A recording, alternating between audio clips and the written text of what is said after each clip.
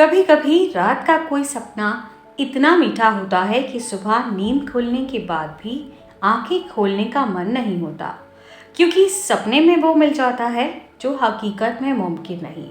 सपनों की दुनिया शायद बनी ही इसीलिए है कि जो हम चाहते हैं वो किसी ना किसी रूप में हमें मिल जाए। पर कुछ लोग सिर्फ सपने देखकर खुश नहीं होते, उन्हें तो सपनों को बंद आंखों से नहीं, खुली आंखों से देखने का शौक होता है और उसे पूरा करने की मेहनत करने में भी वो पीछे नहीं रहते। सानवी उन्हीं लोगों में से एक है जो सपने देखना भी जानती है और उन्हें पूरा करने का रास्ता भी उसे पता है। अपनी मंजिल का सफर तय करने से पहले सानवी एक आखिरी बार उस जगह जाना चाहती थी जहां उसने पहली बार वो सपना देखा था। सानवी ने नक्श को फोन करके फिर से उसी जगह मिलने बुलाया। सानवी, कल सुबह 4 बजे तुम्हारी फ्लाइट है और तुम इस वक्त यहाँ हो। आज क्या जरूरत थी यहाँ आने की? नक्श ने पहुंचते ही पूछा। तुम्हें याद है नक्श, हम जब भी इस सड़क से गुजरते थे तो मैं हमेशा यहाँ रुककर तारों को देखती थी।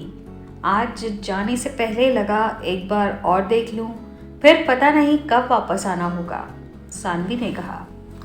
अरे दूर से क्यों देखना है, तुम तो खुद इन तारों के पास जाकर इन्हें देख सकती हो। 4 साल ट्रेनिंग के बाद स्पेस ट्रैवल, बस अब इंतज़ार लंबा नहीं है सानवी।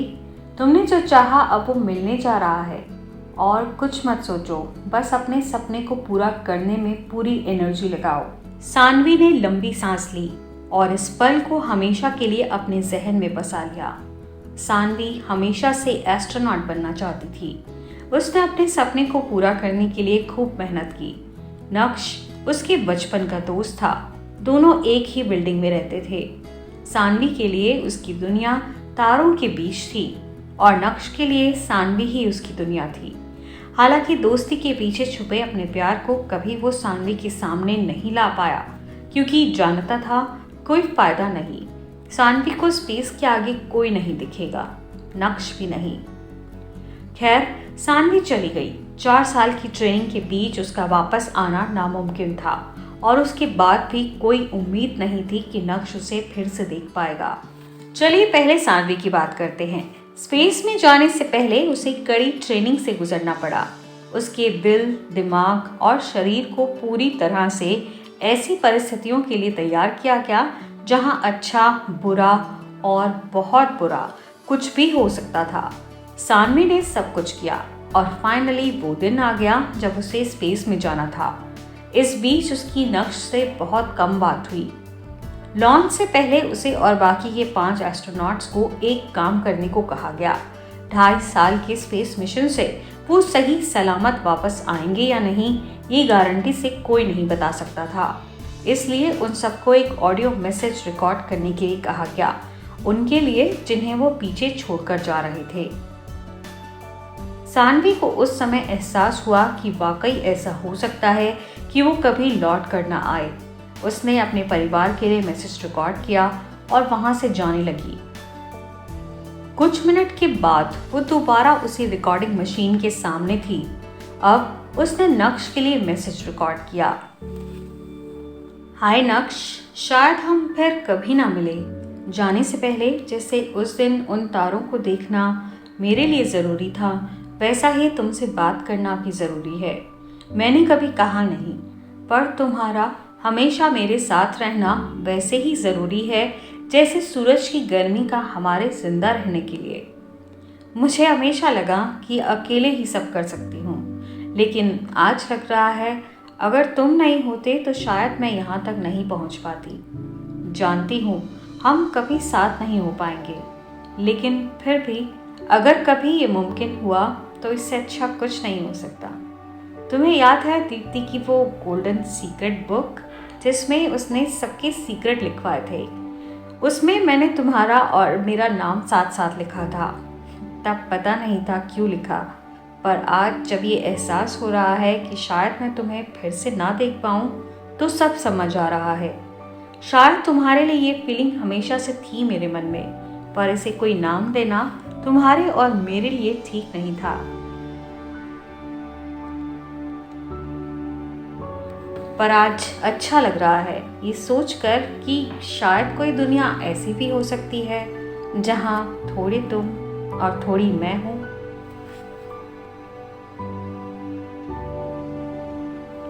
सानवी ने अपने दिल की बात को शब्दों में बयां कर दिया और अब बारी उसके सपने के पूरे होने की थी। उसकी उड़ान सितारों के पार ले गई उसे एक अनंत ब्रह्मांड में, जहां समय गुजरता नहीं तैरता है, जहां कोई हद नहीं है। जानने को इतना है कि पूरा जीवन कम पड़ जाए। सानवी अपनी इस नई दुनिया में व्यस्त थी। अपने काम के बीच उसने किसी और एहसास को आने नहीं दिया। 2.5 साल का मिशन खत्म होने वाला था। सबको घर लौटने का इंतजार था, लेकिन कुछ ऐसा हुआ कि उनके स्पेसक्राफ्ट का संपर्क टूट गया। बहुत कोशिश करने के बाद भी जब कोई खबर नहीं मिली तो सबने मान लिया कि अब सभी एस्ट्रोनॉट्स वापस लौटने वाले नहीं। एक सुबह अपने घर से काम पर निकलने की तैयारी कर रहे नक्श को एक मेल आया, जिसमें उस ऑडियो मैसेज के साथ लिखा था कि हम उम्मीद कर रहे हैं कि सानवी सही सलामत वापस लौटेगी, लेकिन कोई संपर्क ना होने की वजह से उसका ये आखिरी मैसेज आप तक पहुंचा रही है।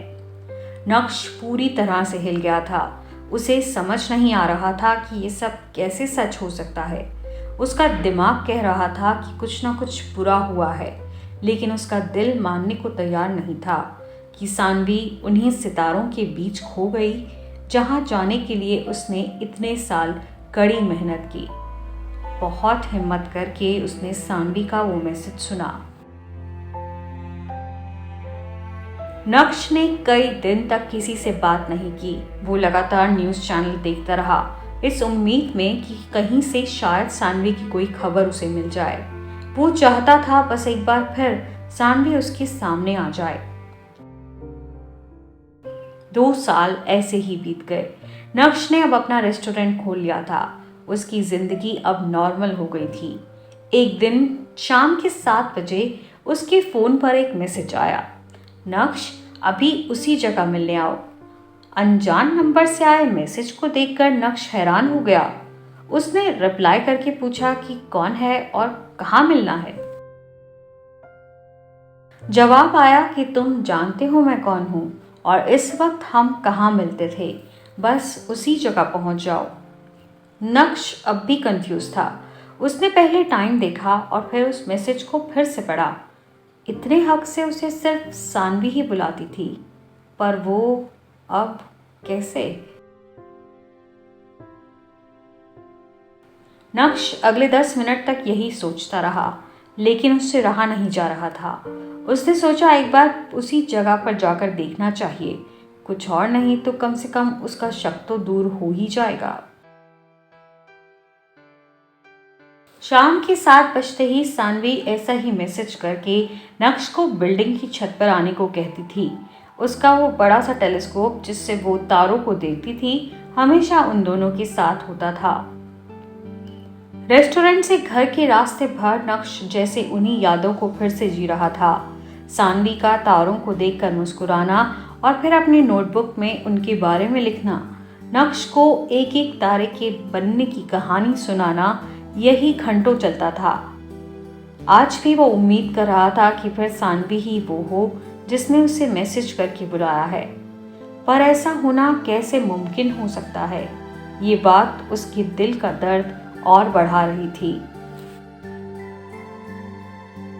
सानवी के अलावा किसी और का ख्याल उसके दिमाग में नहीं आया।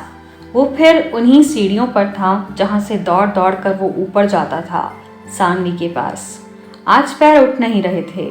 आंखों के आगे अंधेरा सा छा रहा था। वो बस किसी तरह खुद को संभाले हुए था, क्योंकि जानता था कि ऊपर छत पर जब सानवी नहीं होगी तो उसकी आंखों से सैलाब छूट जाएगा। एक बार फिर उसके ना होने का सदमा उसे घेर लेगा। छत पर पहुंचते ही नक्श को सबसे पहले वही टेलीस्कोप नजर आया। वो अब भी उसी जगह था जहां से सानवी तारों को देखती थी। वो हैरान था क्योंकि ये टेलीस्कोप सानवी अपने साथ ले गई थी। उसने चारों तरफ देखा और तभी अंधेरे के एक कोने से वही मुस्कुराता चेहरा उसके सामने आया। जिसे ना देख पाने का दर्द उसकी आंखों में बस गया था। सानवी जिंदा उसके सामने खड़ी थी और ये कोई सपना नहीं, हकीकत थी। नक्श कुछ नहीं बोल पाया, पर सानवी चुप नहीं रही। उसने पहले नक्श को बैठने के लिए कहा और फिर पूरी कहानी सुनाई। सानवी का स्पेसशिप एक सीक्रेट मिशन पर था, जिसके बारे में वो किसी को भी कुछ बता नहीं सकती थी। उसे कहा गया था कि हो सकता है कि वो कभी वापस न आए, इसलिए किसी से बात करने की मनाही थी। तय समय पर मिशन खत्म नहीं हुआ, इसलिए सबने सोचा कि उनके साथ कोई हादसा हुआ है। पर तुम कब वापस आई? नक्श ने पूछा। 8 महीने पहले, सानवी ने जवाब दिया। और तब से एक फोन भी नहीं किया? नक्श ने हैरानी से पूछा। मैं नहीं कर पाई नक्श, मुझे लगा सामने आकर ही बात करूंगी तो तुम्हें इतना झटका नहीं लगेगा, सानवी ने कहा। सानवी, तुम जानती नहीं मैंने कैसे संभाला खुद को, नक्श बोलते बोलते रो दिया। जानती हूँ, पर अब कोई सीरियस बात नहीं। चलो अब मुझे सब बताओ क्या क्या हुआ यहाँ, सानवी ने कहा। अब क्या बताऊँ क्या क्या हुआ? मेरा दिमाग ही काम नहीं कर रहा तुम्हें देखकर। विश्वास ही नहीं हो रहा कि तुम सच में यहाँ हो। लग रहा है जैसे ये कोई सपना है और अभी मेरी नींद खुल जाएगी। सानवी मुस्कुराने लगी। अच्छा ये बात है, तो चलो घर चले। आंटी से भी नहीं मिली अभी तक, वो तो शायद तुम्हारे सपने में नहीं आती होंगी। उनके सामने देख लेना कि ये सच है, कोई सपना नहीं, सानवी ने कहा और हाथ पकड़कर नक्श को छत से नीचे उसके घर ले गई। नक्श चुपचाप उसके पीछे चलता रहा, उन सब लम्हों को याद करते हुए जब वो सानवी के बारे में सोचकर हमेशा खुद से कहता था कि वो जरूर वापस आएगी, उसे कुछ नहीं हो सकता। आज उसके विश्वास की जीत हो रही थी। हेलो आंटी, कैसे हो आप? सानवी ने घर के अंदर पहुंचते ही कहा। सानवी, तुम सच में हो? कितना बुरा सुना था तुम्हारे बारे में। नक्श हमेशा कहता था कि तुम्हें कुछ नहीं हो सकता। आज तुम्हें यहाँ देखकर मुझे कितना अच्छा लग रहा है, मैं बता नहीं सकती, नक्श की माँ ने कहा। हाँ जानती हूँ, वो टाइम बहुत चैलेंजिंग था हम सबके लिए, पर अब मैं आ गई हूँ ना, अब कोई दुखी नहीं होगा, सानवी ने कहा। हाँ सच, अब नक्श को कुछ समझाओ, कहो एक बार काजल से जाकर मिल ले, बात इतनी भी नहीं बिगड़ी, संभल सकती है। अभी 15 दिन है शादी में, सब ऐसे ही कैसे खत्म हो सकता है। नक्श की माँ की ये बात सुनकर सानवी कुछ कंफ्यूज हो गई। उसे समझ नहीं आ रहा कि आंटी किस बारे में बात कर रही है। सानवी के चेहरे की शिकन देखकर नक्श समझ गया कि सानवी को कुछ समझ नहीं आ रहा। अरे माँ, वो अभी तो आई है, आप भी क्या बात करने लगे? मैं सानवी को अंदर ले जा रहा हूँ, आप कुछ खाने पीने का इंतजाम करो। नक्श सानवी को अपने कमरे में ले गया। काजल, शादी, ये सब क्या बात कर रही थी आंटी? तुम मुझे बिना बताए शादी कर रहे थे? सानवी ने पूछा। कर रहा था, पर अब नहीं कर रहा, और वैसे भी मैं कहाँ आता तुम्हें बताने, तुम तो खो गई थी ना, कैसे ढूंढता, नक्श ने कहा। अरे यार पूरी बात बताओ, मुझे सब जानना है, सानवी ने कहा।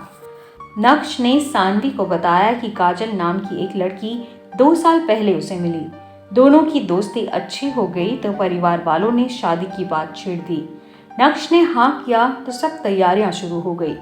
लेकिन कुछ दिन पहले ही काजल के पापा को पता चला कि जिस रेस्टोरेंट को वो नक्श का समझ रहे थे, वो दरअसल बैंक से लोन लेकर उसने बनाया, और लोन की रकम अगले 15 साल तक उसे चुकानी है।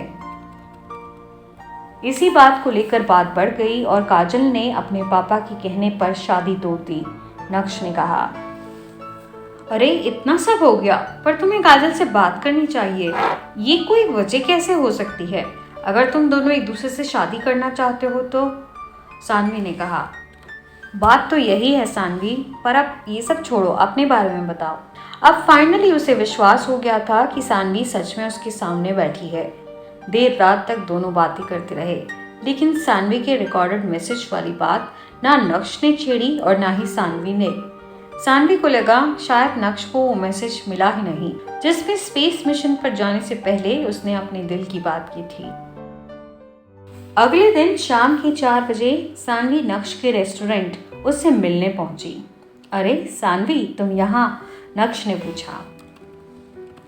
नक्श, मैं एक ऑफर लेकर आई हूँ तुम्हारे लिए। मैंने ये कॉन्ट्रैक्ट बनवाया है। तुम्हारा रेस्टोरेंट तुम्हारे नाम पर ही रहेगा और बैंक का लोन मैं पूरा दे दूंगी। ये एक इन्वेस्टमेंट होगी और हम प्रॉफिट शेयरिंग कर लेंगे। इससे सारी प्रॉब्लम सॉल्व हो जाएगी और तुम्हारी शादी भी कैंसिल नहीं करनी पड़ेगी, सानवी ने कहा।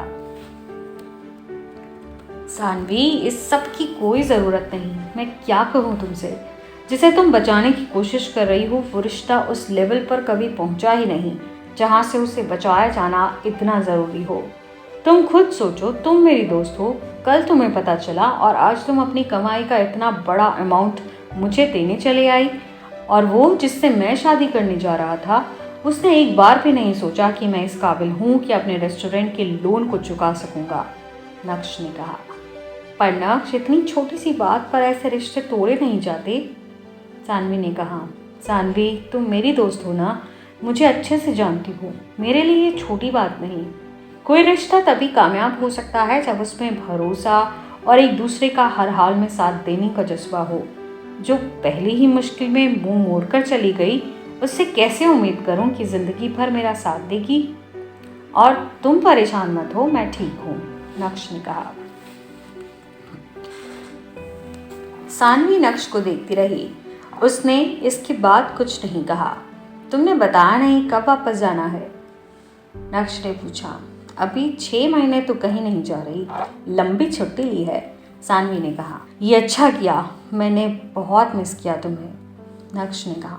हाँ जानती हूँ, और मैंने भी, सानवी ने जवाब दिया। चांद और सितारे की दोस्ती के बारे में सुना है कभी? दोनों एक ही आसमान में चमकते हैं, एक दूसरे को देखकर मुस्कुराते हैं, लेकिन कभी ये नहीं कहते कि वो एक दूसरे के बिना रह नहीं सकते। दिन बीत जाते हैं और जब हम खुश होते हैं तो ये समय और तेजी से कट जाता है। सानवी के जाने का दिन नजदीक आ गया था। उसे फिर से एक मिशन पर जाना था। नक्श उसे छोड़ने एयरपोर्ट जा रहा था, लेकिन रास्ते में उसने उसी जगह गाड़ी रोक दी। दोनों के पास कुछ समय और था साथ बिताने के लिए। तुम सच में जाना चाहती हो एक और स्पेस मिशन पर? नक्श ने पूछा। हाँ, क्यों? तुम्हें डर लग रहा है कि मैं वापस आऊंगी या नहीं? सानवी ने कहा। नहीं, अब कोई डर नहीं, बस यूं ही पूछा, नक्श ने कहा। हाँ, पर अगर शादी के लिए इस बार कोई लड़की ढूंढना तो उसको पहले ही सब कुछ बता देना, सानवी ने हंसते हुए कहा। तुम्हें लगता है फिर से ऐसा हो सकता है? नक्श ने कहा। हाँ, वैसे चांस तो कम है। एक भी कैसे तैयार हो गई तुमसे शादी करने के लिए पता नहीं, सानवी ने शरारत से कहा। ओह, तो तुम्हें लगता है कि बस एक ही लड़की है जो मुझसे शादी करना चाहती है? नक्श ने पूछा। हाँ, तो और भी कोई है क्या? सानवी ने जवाब दिया।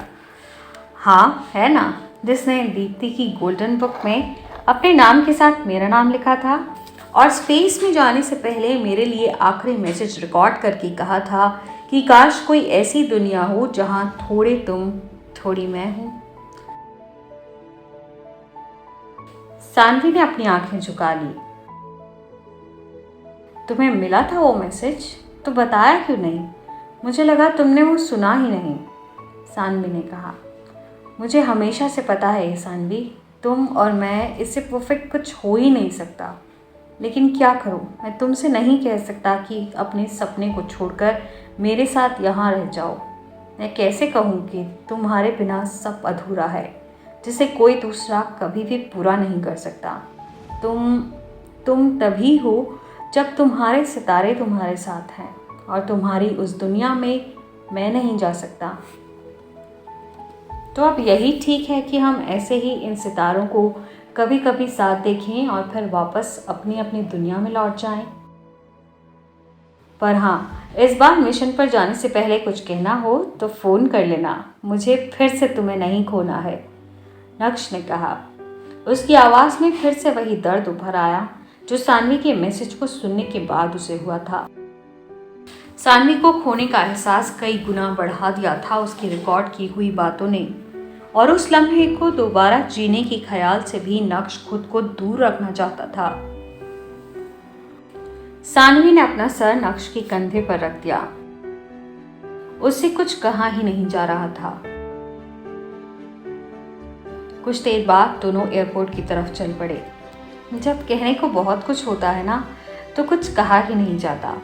बस लगता है कहने की ज़रूरत ही क्या है, उसे तो पता ही होगा, जो खुद वही महसूस कर रहा है। नक्श और सानवी भी खुश थे ये जानकर कि दोनों ही एक एहसास से बंधे हैं और अब कभी अलग नहीं हो पाएंगे, फिर चाहे वो कितनी ही दूर क्यों ना रहे। नक्श ने अपने रेस्टोरेंट को बहुत कम समय में बहुत पॉपुलर कर दिया था। सब हैरान थे कि अचानक उसे ऐसे आइडिया कहाँ से आने लगे जिससे उसके रेस्टोरेंट की कमाई 4 गुना बढ़ गई। एक दिन जब वो अपनी मीटिंग खत्म करके रेस्टोरेंट पहुंचा तो देखा कि पीली साड़ी में एक बहुत खूबसूरत लड़की अपने फ़ोन पर कुछ देख रही थी। अपनी कॉफ़ी का मग उसने उठाया और दरवाजे की तरफ देखने लगी। नक्श दरवाजे पर ही खड़ा उसे देख रहा था। वो लड़की मुस्कुराने लगी और हाथ हिलाकर नक्श को अपने पास बुलाया। नक्श उसकी ओर चल पड़ा। तुम सच में यहाँ हो या मैं कोई सपना देख रही हूँ? उस लड़की ने कहा। मैं तो यही हूँ, पर तुम यहाँ कैसे? कल तो तुम्हारा सिलेक्शन डे था ना, आज तुम यहाँ हो, मतलब तुम्हें नहीं भेजा मिशन पर? नक्श ने पूछा। नहीं, सानवी ने कहा। क्यों पर? नक्श ने पूछा। उन्होंने कहा मेरा दिल कमज़ोर है, अगर गई तो फिर कभी लौट कर नहीं आ पाऊंगी। सानवी ने कहा।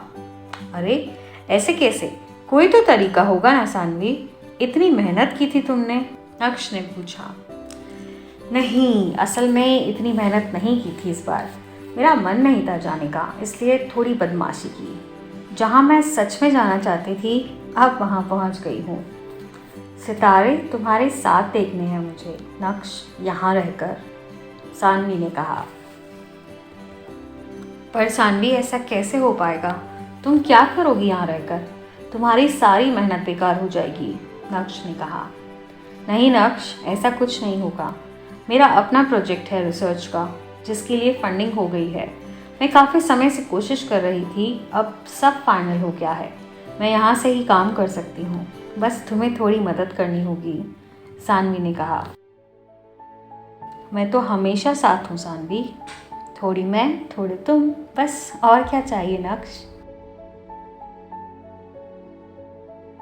आसानी से शायद जो मिलता है हम उसकी कदर नहीं करते, सोचते हैं जो जैसा है हमेशा वैसा ही रहेगा, लेकिन एक दिन ऐसा तूफान आता है जो सब बहा कर ले जाता है और तब समझ आता है जो था वो कितना ज़रूरी था।